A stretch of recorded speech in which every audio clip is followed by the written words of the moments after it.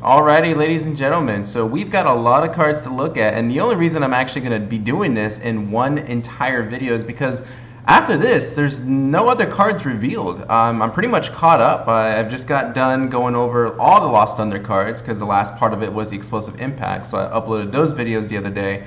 And all the Dark Order cards that's being released in February for us, I think in about a month or so, probably next month for Japan, they've revealed that entire list. And some of those cards I've already gone through, like the Incineroar GX, the Hoopa Gx, so I'm not going to be going heavily into those. I did look at this list very, very briefly when it first came out, but now I'm just going to go ahead and give you guys my thoughts and opinions, kind of go into a little bit more depth, but trying not to make this into an extremely long video. Hopefully just kind of keep it to a 20-minute max.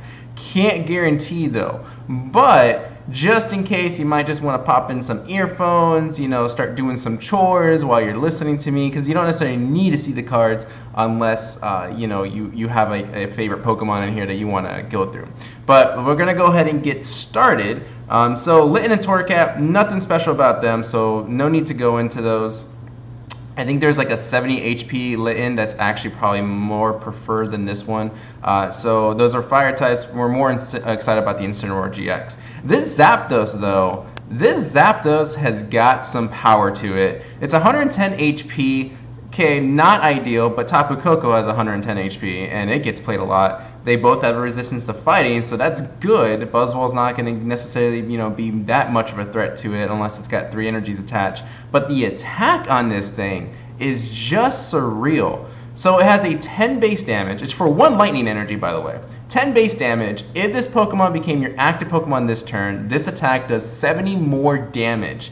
Now, it isn't affected by weakness. That's not a huge deal, because if you manage to pull this off on your very first turn, let's say you're going second, then you could easily just win the game automatically if your opponent did not even get to set up at all their first turn. They just have that 1 active Pokemon. Most basic Pokemon at this point have like 70 HP or less. You can just easily knock that sucker out. So it does a total of 80. Which, you know, unless they're playing like a Tapu Koko or maybe a Latios and a Latias, like, again, you're gonna get that knockout. Now, here's the thing, though. Because it's a lightning Pokemon, and it's an electric Pokemon, you can use Thunder Mountain Prism Star to do it for absolutely no energy. You don't need an energy for this. This is a no energy attack if you can get that stadium card out. Even better, you can use electric power to even charge up to, say, like, let's say you need to get that Tapu Koko or that Latios or that Latias or whatever. You've got options to make Zapdos such a fearsome threat at the beginning of the game. So Zapdos, I feel like it has to be played in every Lightning deck. Whether you're playing 1 copy or maybe 3 copies because you want to start with it, I just feel like you'd be doing so wrong if you didn't play at least 1 Zapdos. So keep an eye on that in February. That is it's gonna see play for sure. All right, so now we got Ampharos Gx, which is an interesting card. I love the art to it. I don't know why they have it with, like, you know, he's like floating in the sky, he's all majestic. I'm not sure where that is technically coming from. I was expecting maybe like a lighthouse, you know, kind of background, since that's kind of where we first get our interaction with Ampharos in the games. But it's 240 HP, so yeah, one damage counter, slightly less than a regular stage 2. Power recharge for 1 lightning energy, 30 damage. You put all electric power cards from your discard pile into your hand. If you just manage to throw away all 4, you can essentially just use power recharge to get them back. And now I'm thinking you could use all 4, so that's 120, with the 30 damage, that's 150, with a choice band, that's 180. You can do it for 0 energy, because if you have Thunder Mountain, 0 energy, plus you get to bring back all those electric power cards. Now, for those of you that have forgotten about electric power, it adds 30 plus damage onto lightning type attacks. This is crazy. I mean, I don't I don't think it's like a broken card by any means, because stage 2 is a bit tricky. And the only reason, and I'm going to say this now because I say Ampharos Gx is a broken card and it's a stage 2. The only thing is I still have to kind of worry about energy a little bit here, and if I don't use energy, I have to make sure I have Thunder Mountain Prism Star, as opposed to Ampharos Gx. I just have to evolve into it, and then Incineroar has its own acceleration. So it's a very good card. I really like it just for that one attack alone. Now we do have Impact Bolt for 2 lightning energies. Discard all lightning energy from this Pokemon. Yeah, it's okay. 150. I think the power recharge is better. As long as you can kind of keep cycling those electric power cards over and over and over again, you have something here. Yeah, you're going to probably be a little short, obviously, on most basics, so like, let's say, Lapras or Buzzwole, but then there's also Shrine of Punishment. Yeah, that hurts you too, but, I mean, if you think about it, you could technically play Max Potion and not have to worry about all those damage counters. Just something to think about. Electrical GX, search your deck for up to 7 Pokemon, reveal them, and put them into your hand, then shuffle your deck. I don't know why this is necessary. I think there's something that we haven't gotten yet that combos with this. The only thing that comes to mind is if you want to use, like, let's say, what is it? Is it Zeb Striker, where you discard your whole hand and then draw 5? So you use that, right? You use the GX and then you use Zeb Striker, and let's say you have a Zoroark, the new Zoroark that does like more damage for each Pokemon discarded. I can see that combo, so you add like a little dark tech into your deck, but it just, other than that, I don't understand why you would want to have 7 Pokemon into your hand. It just seems a bit excessive. But, you know, again, I think it's more for that Zoroark, unless there's a card that hasn't been released yet. Alright, speaking of Zeb Striker, there's another one coming out here for lightning and a colorless, 30 base damage. If this Pokemon evolved from Blitzle during this turn, this attack does 90 more. So it does 120 for 2 lightning energy. It's essentially Lucario GX's attack, except it's just 1 more energy cost. You could use Counter Capture, you could use Counter Gain, you could use Thunder Mountain Prism Star. There's all sorts of things. It's a nice little tech if you're playing something that's not focused on lightning. So I don't think if you were playing an all lightning deck, you would want to play this. I just feel like it'd be unnecessary. But again, it's just a tech in other decks that you may want to consider. Emolga. Once during your turn, you may search your deck for a Pokemon with a cheek rubbing attack, reveal it, and put it into your hand, and then shuffle your deck. I don't know why. Cheek rubbing, if flip a coin, if heads, your opponent's active Pokemon is now paralyzed. Maybe there's a card, maybe there's like a, kind of like the Pachirisu thing, where the Snuggly Generator happens, and I don't know. There's probably some combo there that's probably necessary, but I just don't see it at this moment. We have a Galvantula. I think we talked about this one before. Prevent all effects done to this Pokemon by item or supporter cards played from your opponent's hand. Yeah, it's okay. Actually, no, we talked about another Galvantula from the other set. I feel like it's like almost the same, right? Prevent all effects done to this Pokemon by item or supporter cards played from your opponent's hand. So energy discards like Enhanced Hammer or Crushing Hammer, really, or Plumeria can't be affected by that. Tool removal. So let's see what the attack does. 1 lightning energy, 40 damage, search your discard pile for 1 card and put it into your hand. That's not bad.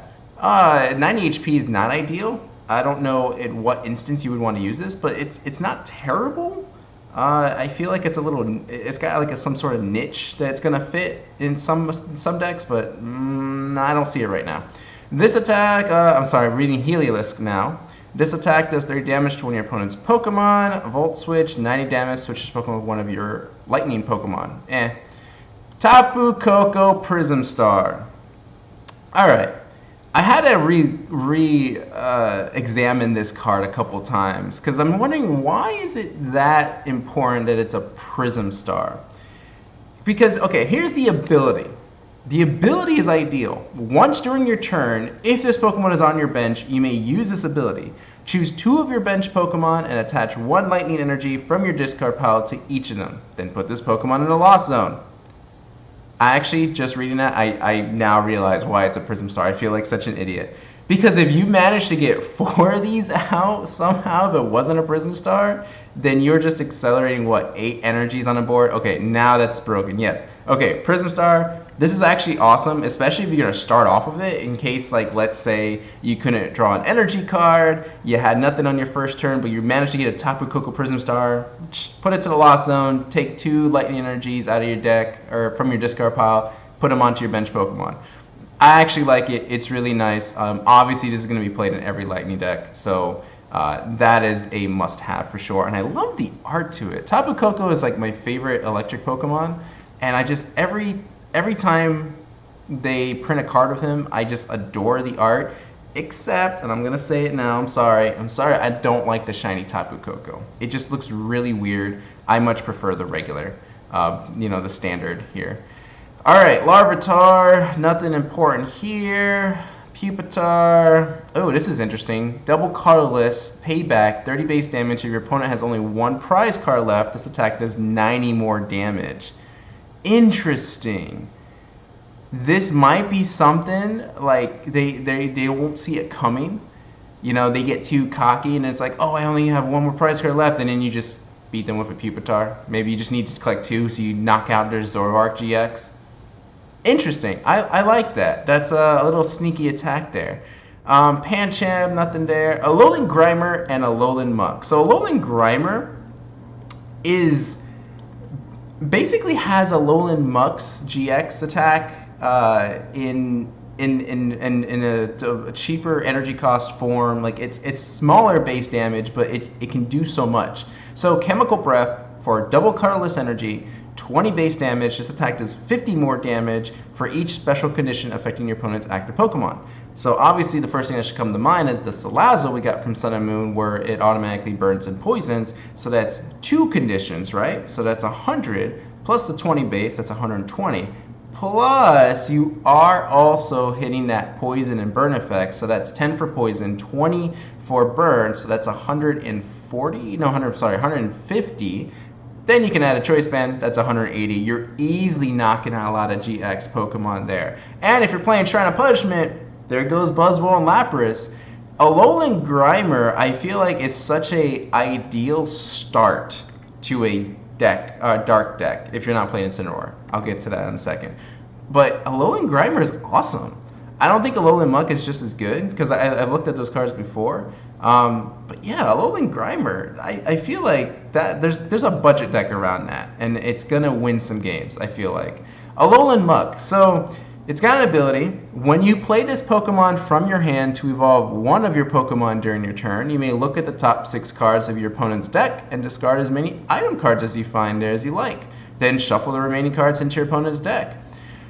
I can see that being such a huge, like you're just gonna troll your opponent so hard, and they're just gonna quit. Because if you manage to, like, let's say you get 3 Alolan Grimers out, right, on your first turn, they do their thing, they can't knock you out, whatever, because they're still charging up. Then all of a sudden, you somehow miraculously just evolve 3 Alolan Mucks. Can you imagine how many item cards you could possibly discard there? Like, can you imagine, like, discarding all these essential things, like maybe they're Ultra Balls, or maybe they're Crushing Hammers, Enhanced Hammers, Pal Pads, Energy Recycler. I mean, there are some essential item cards that people are going to need. And if you just manage to just wipe them all out, I just feel like there's no point in playing, because then you're just going to be struggling. So that ability is really, really nice. I don't know how it would work in some decks, but I think people will try to do something out of this. This is the thing I liked about Dark Order a lot, and which I'm like really excited about, is because I really want to see more diversity. And I think because of Lost Thunder, it's brought a lot of diversity into the meta. And I think I was seeing this infographic, this pie chart that PTCG Radio was doing, and it just had like, it was like a little bit of everything, which was awesome. Like, no more like dominant Zoroark GX, no more dominant Buzzwole. Like, there are some like people starting to take some more risks and starting to really, really create some new decks here, which is great. And I think Dark Order is going to continue that. So Alolan Muck is something to watch out for. The attack's not that great. 80 damage, your opponent's active Pokemon's on poison, so you do 90. I guess with a Choice Band's 120, it's okay. I think I would much prefer it was 1 energy less, or maybe just for a double colorless, just like Alolan Grimer, but you know, I think it has its role in certain decks. Tyranitar. This attack does 30 damage to each of your opponent's Pokemon. Yeah, much better than the Tapu Koko, that's for sure. I can't remember if we already talked about this, but it's a stage 2, and it's for 1 more energy than a Tapu Koko. I don't know if you want to pick this over Tapu Koko, but if you're already playing a Tyranitar deck, you might as well. Its other attack, 130 base damage. If your opponent's active Pokemon is a Pokemon EX or GX, this attack does 100 more. So you're essentially just one-hit KOing. With a Choice Band, you're just one-hit KOing anything. Like, it's done. Like, there's just no point. Or if you're playing Shrine of Punishment, it's done. Like, if you can manage to get all 4 energies on this, a double colorless and 2 dark, you might as well make it 2 dark energies, then you have yourself an unstoppable opponent here. So Tyranitar, I think a lot of people would definitely make something out of this. Poochyena, Mightyena, nothing here. Mightyena has a 50 base damage attack, discard 1 opponent from your opponent's hand without looking. I guess to stall, but I don't know if anyone would want to invest into that. Absol, Dark Annulment, as long as this Pokemon is in play, your opponent's active basic Pokemon's retreat cost is 1 colorless more, and then it's got an attack that actually uses that to its advantage. So for 1 dark, double colorless energy, Shadow Seeker, 30 base damage, this attack does 30 more damage for each colorless in your opponent's active Pokemon retreat cost. So I only really have 2, I want to say. I think on average is about 2. So if you're adding 1 more, 30, 60, 90, that's 30. So it's 120. If you manage to get one that has 3 energy retreat costs, then that's 150. With a Choice Band, that's 180. It's okay. I think if you're wanting a dark tech, that's something to consider. But other than that, I wouldn't focus too much on it. We've already talked about the Spiritomb, where it discards 4 Pokemon, and this is the Zoroark I was talking about. This attack does 20 damage times the number of Pokemon in your discard pile to a maximum of 10 cards. So it could fit in an Ampharos Gx deck, but the problem is it still requires 1 dark energy. So I don't know how I feel about that. Again, I think Ampharos Gx's attack is just... There's a card that combos with it, and we just don't have it yet. So we already talked about that Zoroark. Mandibuzz, Trash Drop, discard an item card from your hand. If you do, this attack does 60 damage to 1 of your opponent's Pokemon. I guess it might be nice just to do some like bench damage if you need to get that last 60 in, but it's a stage 1. That's how I feel about it. Pangoro does 170. But you leave yourself confused. I mean, I guess you could get out of that. But for 4 energy, 2 dark, 1 double colorless, I don't know. Tying up though, 60 damage, your opponent discards 2 cards from their hand. That might be something to look into. Yveltal, Derail, 30 damage, discard a special energy from your opponent's active Pokemon. Clutch, 60 damage, your opponent's active Pokemon can't retreat during your opponent's next turn. I dig the art. I don't see anything too special about this. Yeah, discarding special energy is nice, but I mean, we have enhanced hammers. There's Cortana GX. I think it could be better. And then your opponent can't retreat. If you're doing 60, Choice Band is 90. If you have Devouring Field, that's 100. Yeah, that could come in handy. It might be something worth trying, actually. I don't know. I'm not seeing it right now. I'm not feeling it. I think it is fairly good, but I don't think it's going to be heavily used a lot. Hoopa Gx, we've already talked about this. The most interesting thing about it was that GX attack where you get to spread 30 damage to as many, or you get to choose 6 of your opponent's Pokemon GX, and EX, and then you get to do 30 damage to each of those, or as many times to just 1, or just a few. So we basically get to spread that 180 around however you like in increments of 30. In Incineroar GX, I made a whole video on this guy, and I'm going to do it. I have to do it. This is an unstoppable card. Just the fact that you don't have to worry about energy acceleration is just amazing. Oh, you know what? Okay. Let me rewind a little bit. So you have to put 3 damage counters on it to get all your 3 energies, right? I'm thinking in my head. You do a. Oh, and this makes it even more interesting. Sorry. So you do a turn 1 Steven, because you're going first, right? It's turn 1 Steven's Resolve. You grab your rare candy, you grab your Incineroar. Your opponent goes, boom, goes back to your turn. Now you have an Ampharos Gx ready to go, and you're ready to attack. Now the problem that I see is if your opponent plays a Glaceon GX. Because if your opponent plays a Glaceon GX on their first turn, you cannot use this ability. That's a huge letdown right there. Wow, I didn't even realize that. I can't believe I didn't even think about that before. That's going to be the big counter. Because a lot of people are going to play Incineroar GX, and the biggest counter is going to be that Glaceon.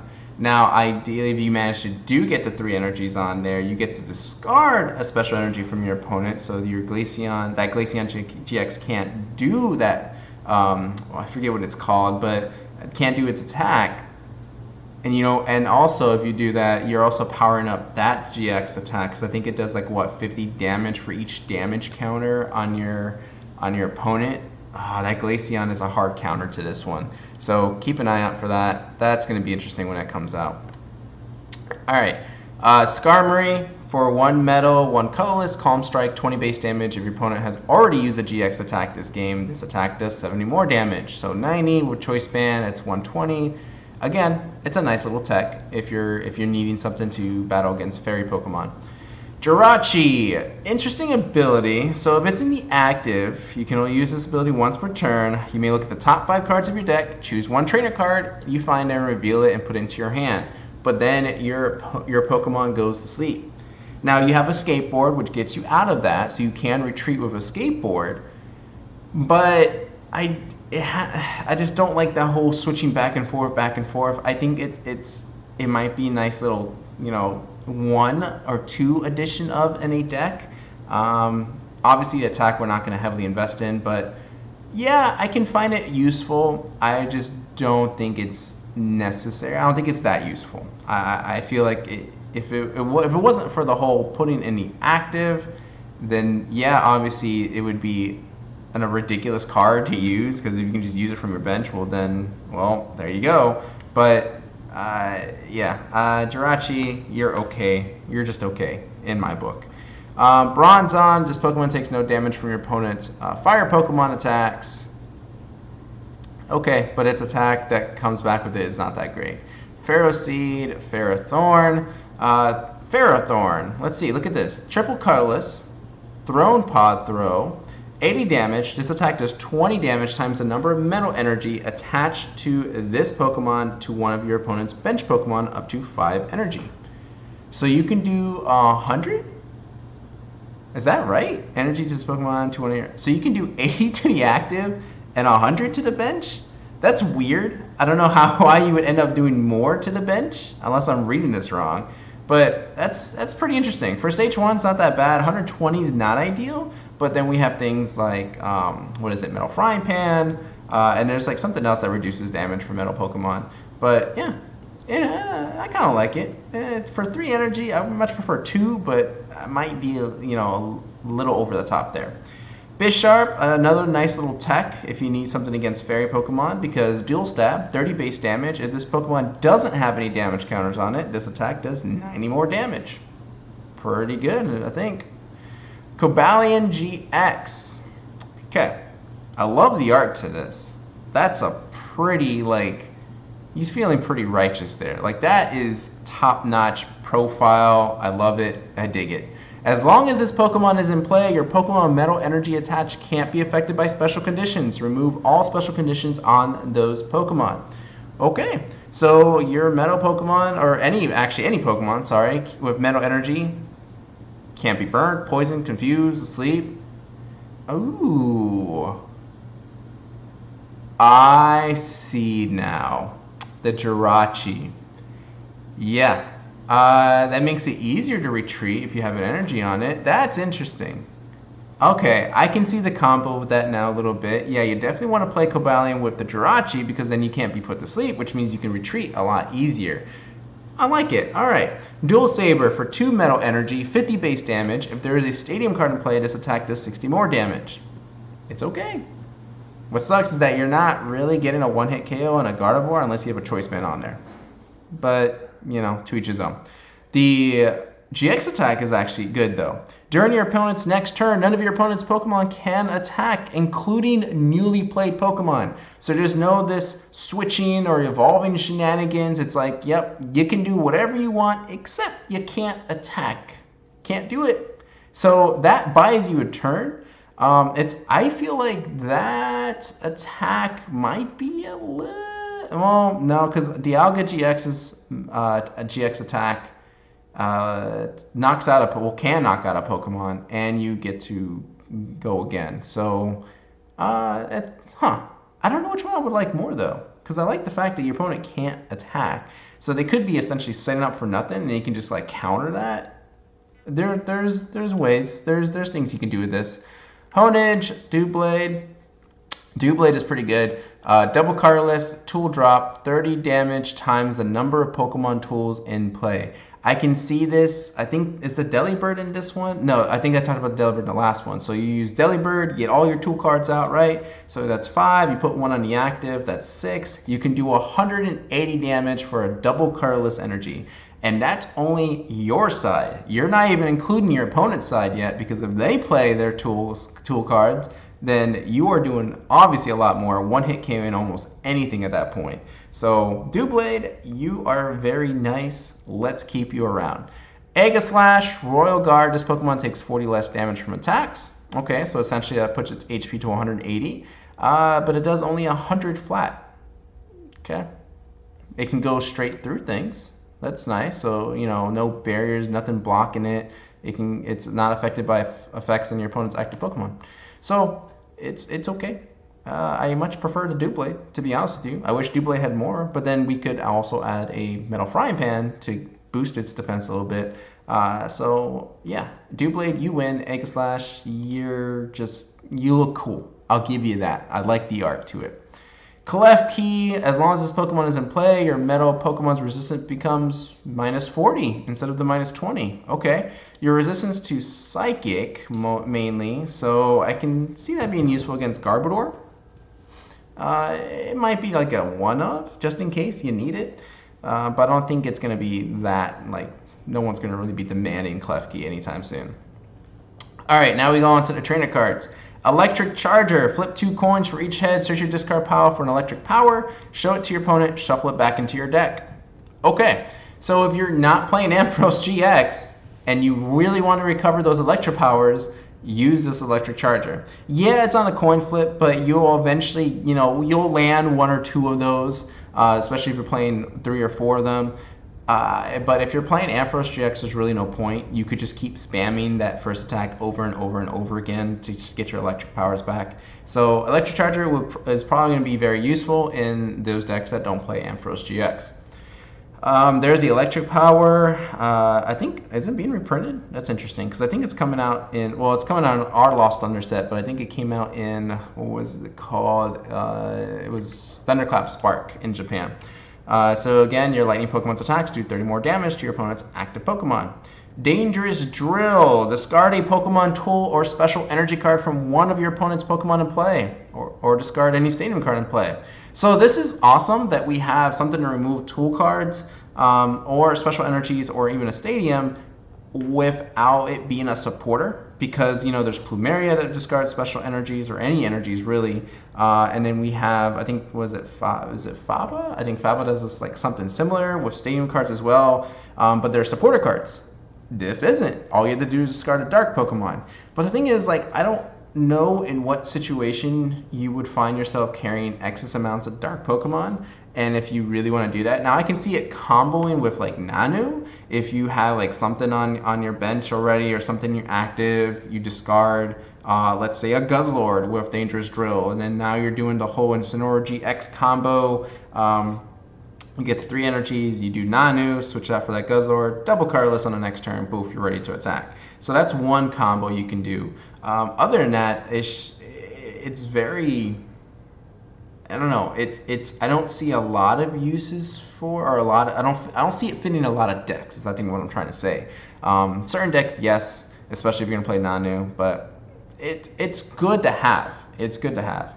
Metal Goggles. Okay, so the Metal Pokemon this card is attached to takes 30 less damage from your opponent's Pokemon attacks, and your opponent's attacks and abilities can't put damage counters on it. So not only does it, beef up your HP, but also you can't be hurt by Decidueye. Or, let's see, your opponent, yeah, so you basically can't be hurt. I'm trying to think that's not necessarily attacks, can't put damage counters on it. Yeah, okay, so obviously attacks go through, but if there's anything extra, like, oh, put so-and-so damage counters in this Pokemon, then that won't work. So that's very nice to have, especially, there's, I think, besides Decidueye, what else is there? Does the Latios count? No, because that's still technically attack. I'm trying to think what else puts damage counters. I feel like I'm missing a card. I don't know. I'll think about it later. Nanu, we talked about this too a little bit. You search your discard pile for a basic dark Pokemon and switch it with that Pokemon. So everything that's been on there, especially how many turns in play, stays in there, and you have to discard that first Pokemon. Could be very useful in certain decks. Jasmine, search your deck for a metal Pokemon, reveal it, and put it into your hand and shuffle your deck. Okay. It's kind of a waste of a supporter unless you're going second, or if you're going second of the game, it's your very first turn, you can search for up to 5 metal Pokemon. Okay. You could probably get out Cobalion, your Jirachi, maybe get, where's the Honedge ready to evolve into Doublade. I can see this being useful. I know we're supposed to get like a Steelix GX, and I think that's coming out in the next set, but I think right now it's something just to kind of keep on the side. I don't think there's a heavy use for it right now, but I think it's something to keep on the side. We'll have to wait to see what maybe Steelix GX might bring. And then we have that black market Prism Star, which is over the top ridiculous. We've already talked about that card, so I don't have to go over it again. But for those of you that forgot, your opponent basically takes one prize less when knocking out one of your dark Pokemon. So there's that for you. Whew, hopefully I made it within that 20-minute mark. I honestly was not keeping track of the time, so hopefully it didn't drag on as long as I thought. It's a fairly short set. There was just a lot to go over with the previous ones, but there you go. Lost Thunder. Probably the #1 exciting card. Okay, I'm gonna leave Incineroar GX out of this. Besides Incineroar GX, the one card I'm probably looking forward to the most, I want to say, you know what? I'm torn between the Ampharos GX or the Alolan Grimer, to be honest with you. I'm going to go with Ampharos. Just because I like the art to it. It's like goofy. He looks goofy and a little derpy, but it works. I love the background to it. It's a beautiful card. Yeah. I'm digging Ampharos GX. That's my pick for this set. But let me know what you guys think, how you feel about this set. If you think you're going to start playing dark decks, because I think a lot of people will after the whole lightning craze. And let me know what you think about this Ampharos GX, because I think it's a pretty powerful card for just its first attack. Obviously, it's going to need a little bit of support because its other 2 attacks are kind of meh, but I'm digging it. I'm digging it. Again, let's see what you guys have to say about it. That's going to be it for this one, guys. Thank you for your patience, because hopefully this isn't a long one, and I'm going to stop rambling. So do the whole YouTube thing of the liking, the subscribing, the commenting, and do whatever else you feel like doing. I'm going to see y'all in the next video.